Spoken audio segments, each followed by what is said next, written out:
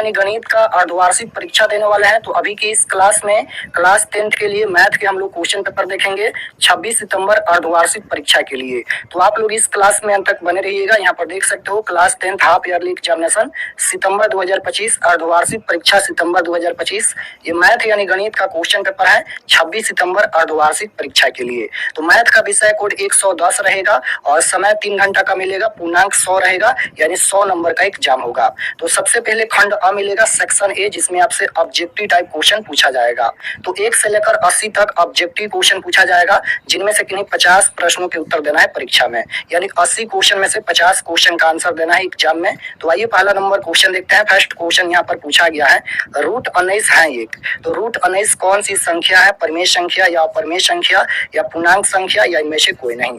तो रूट 19 कौन सी संख्या है? तो रूट 19 एक अपरिमेय संख्या है, क्योंकि रूट 19 का वर्गमूल पूर्ण रूप से नहीं निकलेगा तो ये रूट में रह जाएगा, और जो संख्या रूट में रह जाता है वह एक अपरिमेय संख्या होता है। तो right answer option number B हो जाएगा, रूट 19 एक अपरिमेय संख्या है। क्वेश्चन नंबर 2 पूछा गया है, 140 के अभाज्य गुणनखंड में 7 का घातांक क्या है? 140 के अभाज्य गुणनखंड में 7 का घातांक पूछा गया है। तो यहाँ पर 140 का अभाज्य गुणनखंड करते हैं, तो यहाँ पर ये हो जाएगा 70, 2 से कटाएंगे तो यहाँ पर ये हो जाएगा 35। अब यहाँ पर 5 से कटेगा तो 7 5 35, 7 से कटाएंगे तो 1 हो जाएगा। तो यहाँ पर 7 का घातांक पूछा गया है, तो 1 7 है तो इसका घातांक हो जाएगा 1। ऑप्शन नंबर बी में दिया गया है, option number B right answer होगा। क्वेश्चन नंबर 3 पूछा गया है, यूक्लिड विभाजन प्रमेय के अनुसार किन्हीं दो धनात्मक पूर्णांकों ए और बी के लिए ऐसे अद्वितीय पूर्णांक क्यू और आर विद्यमान है कि ए बराबर बी क्यू प्लस आर, जहां आर संतुष्ट करता है। तो इसका right answer option number C हो जाएगा। क्वेश्चन नंबर 4 पूछा गया है, यदि एम एक धनात्मक पूर्णांक है तो एक धनात्मक सम पूर्णांक का रूप क्या होगा? यदि एम एक धनात्मक पूर्णांक है तो धनात्मक सम पूर्णांक का रूप पूछा गया है, तो इसका right answer option number B होगा। सभी में एम यहाँ पर दिया गया है, एम के जगह पर 1 रखेंगे या 2 रखेंगे या 3 रखेंगे तो हमेशा सम संख्या आना चाहिए। तो राइट आंसर बी हो जाएगा। जैसे एम के जगह पर 1 रखेंगे तो यहाँ पर 2 एकम 2, 2 प्लस में 2 यानी 4 हो जाएगा। 4 कौन सी संख्या है? तो 4 यहाँ पर सम संख्या है। 2 रखेंगे तो 2 दूना 4 और 4 प्लस में 2 यहाँ पर ये हो जाएगा 6, 6 भी सम संख्या है। उसके बाद 3 रखेंगे तो 3 दूना 6, 6 प्लस 2 यानी 8 हो जाएगा, ये भी सम संख्या है। तो कोई भी संख्या रखेंगे तो ये हमेशा सम संख्या आएगा, तो धनात्मक सम पूर्णांक का रूप 2m + 2 हो जाएगा। Option number B right answer होगा। क्वेश्चन नंबर 5 पूछा गया है, प्रत्येक अपरिमेय संख्या होती है तो एक वास्तविक संख्या होती है, राइट आंसर डी हो जाएगा। क्वेश्चन नंबर 6 पूछा गया है, यहाँ पर निम्नलिखित में से किसका दशमलव प्रसार शांत है?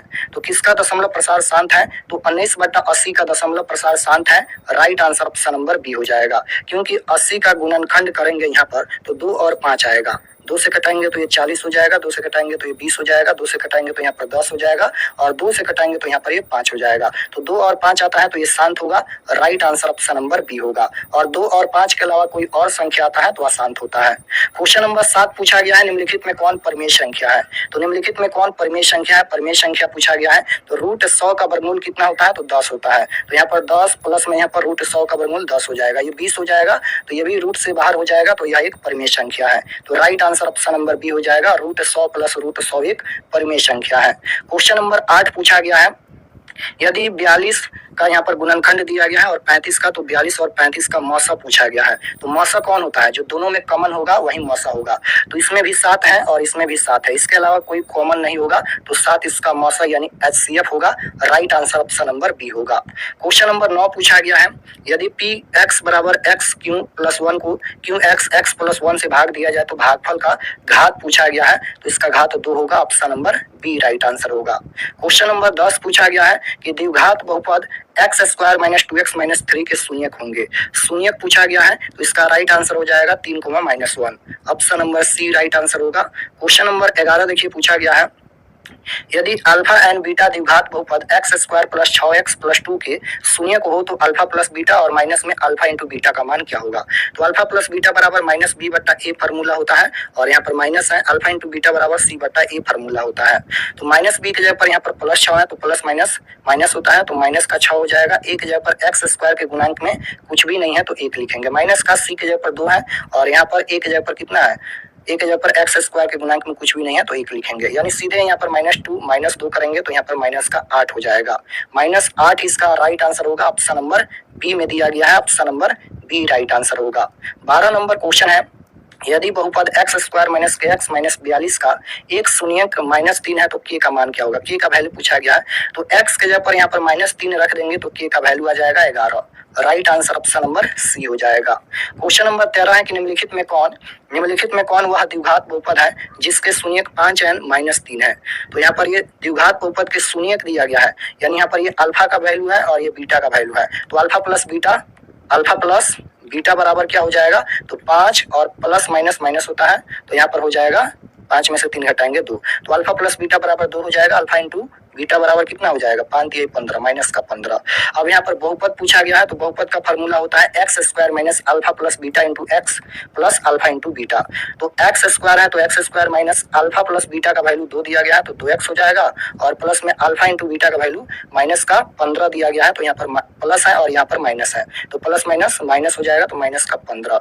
यही इसका राइट आंसर होगा, दोनों माइनस में होगा। X square minus 2x minus 15 option number D में दिया गया है, option number D right answer हो जाएगा। क्वेश्चन नंबर 14 पूछा गया है, यदि px का एक गुणनखंड x प्लस 2 है तो बहुपद px का एक शून्यक क्या होगा। शून्यक पूछा गया है, तो x प्लस में यहाँ पर 2 दिया गया है बराबर 0 करेंगे, x बराबर ये प्लस का 2 है, इधर आएगा तो माइनस का 2 हो जाएगा, तो -2 इसका राइट आंसर होगा, ऑप्शन नंबर बी में दिया गया है।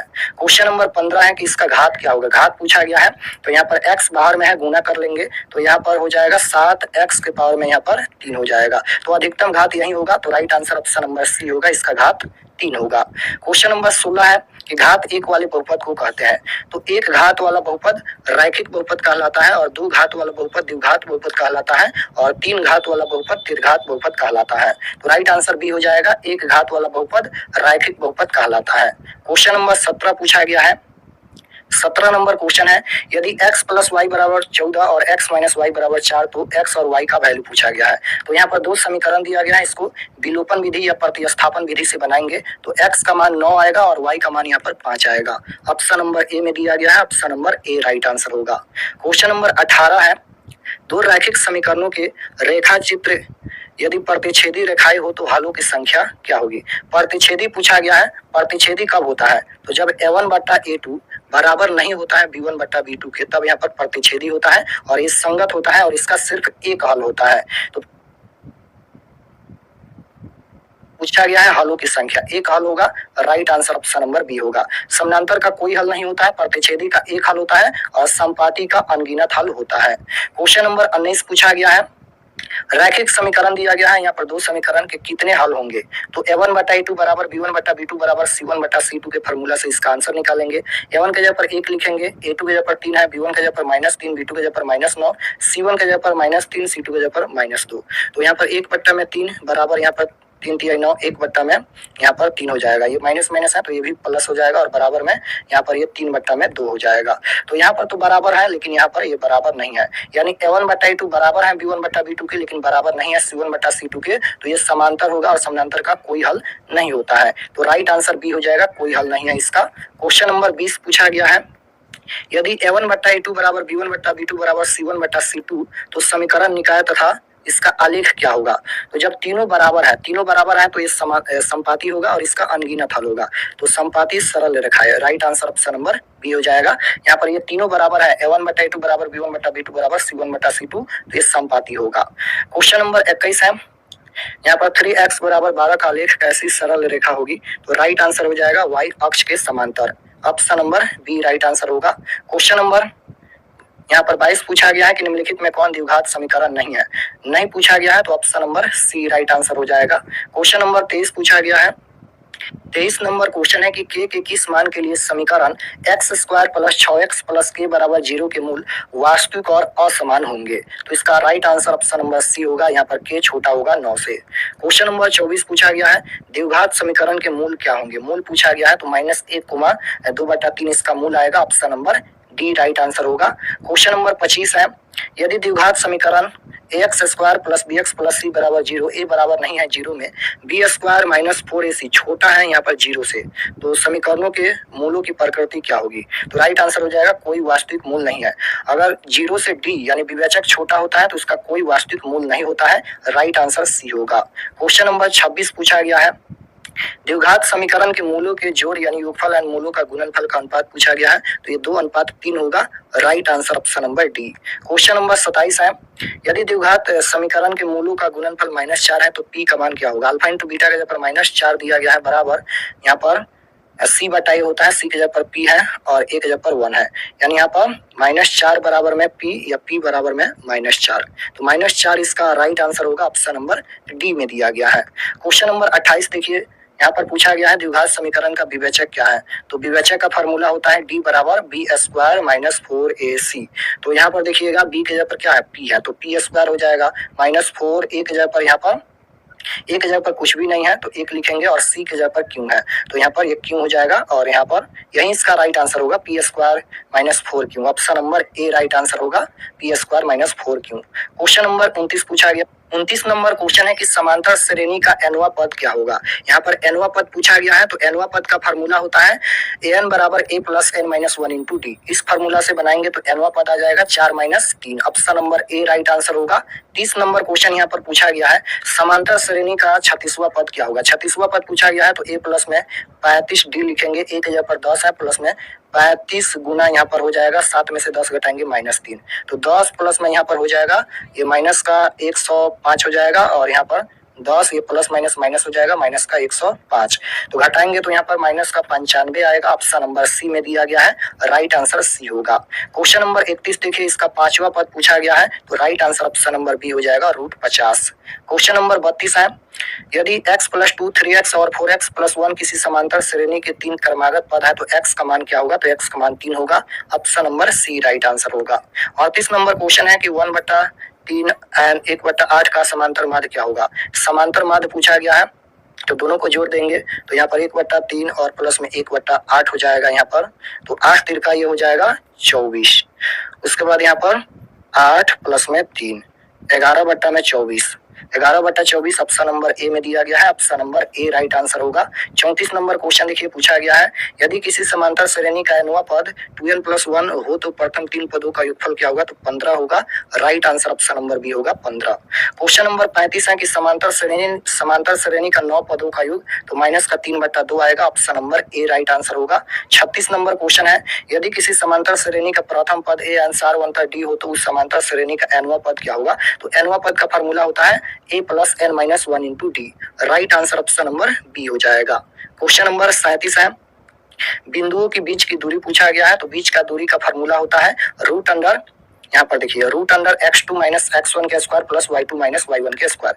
x2 के जगह पर 4 है तो 4 माइनस का 2 हो जाएगा, इसका स्क्वायर करेंगे, प्लस में यहाँ पर y2 - 1 - 3 का स्क्वायर करेंगे, तो यहाँ पर 2 हो जाएगा, 2 का स्क्वायर, प्लस में यहाँ पर -2 का स्क्वायर करेंगे, तो यहाँ पर ये हो जाएगा 2 दूना 4 और प्लस में यहाँ पर ये 2 दूना 4 हो जाएगा, 2 का स्क्वायर ये भी 4 हो जाएगा, प्लस का 4, तो जोड़ेंगे तो √8 आएगा।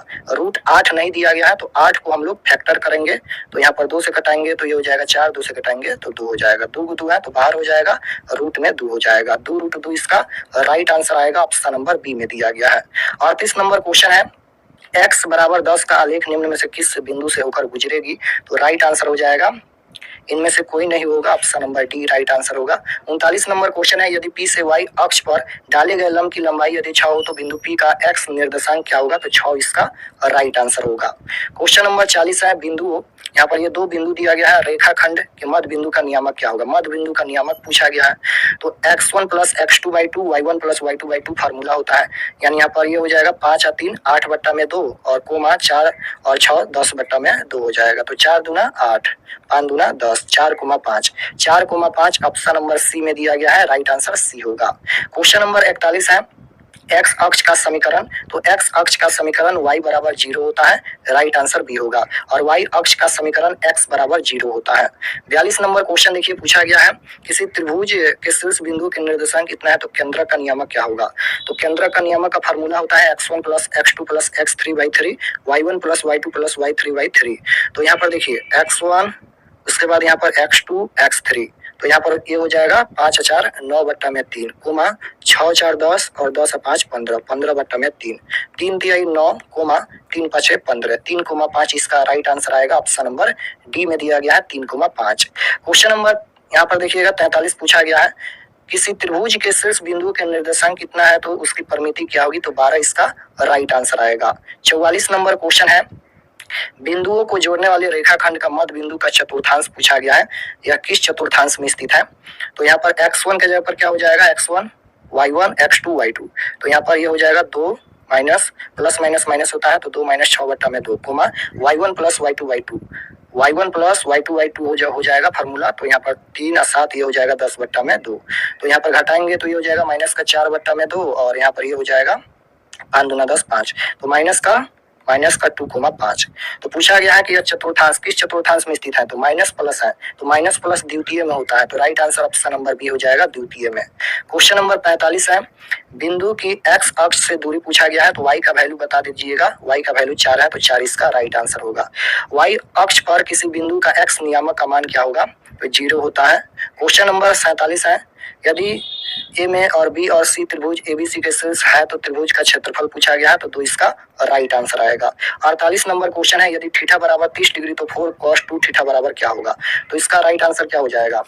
तो थीटा के जगह पर 30 डिग्री रख दीजिए, तो यहाँ पर cos 2 गुना थीटा के जगह पर 30 डिग्री, तो यहाँ पर 4 गुना cos 30 गुना 60 डिग्री, तो 4 गुना cos 60 डिग्री का वैल्यू क्या होता है, रूट cos 60 डिग्री का वैल्यू पूछा गया है तो 1/2 होता है। तो यहाँ पर 2 दूना 4, यानी तो इसका राइट आंसर आएगा ऑप्शन नंबर ए में दिया गया है, option number A right answer होगा। 49 नंबर क्वेश्चन देखिए, यदि थीटा बराबर 60 डिग्री है तो sine theta plus cos theta का वैल्यू पूछा गया है, तो इसका right answer option number D होगा, √3 + 1/2। यहाँ पर थीटा के जगह पर 60 डिग्री रख देंगे तो इसका आंसर ऑप्शन नंबर डी आएगा। क्वेश्चन नंबर 50 देखिए, पूछा गया है tan 90 degree theta minus tan theta बराबर क्या होगा, तो इसका राइट आंसर हो जाएगा tan 90 डिग्री माइनस थीटा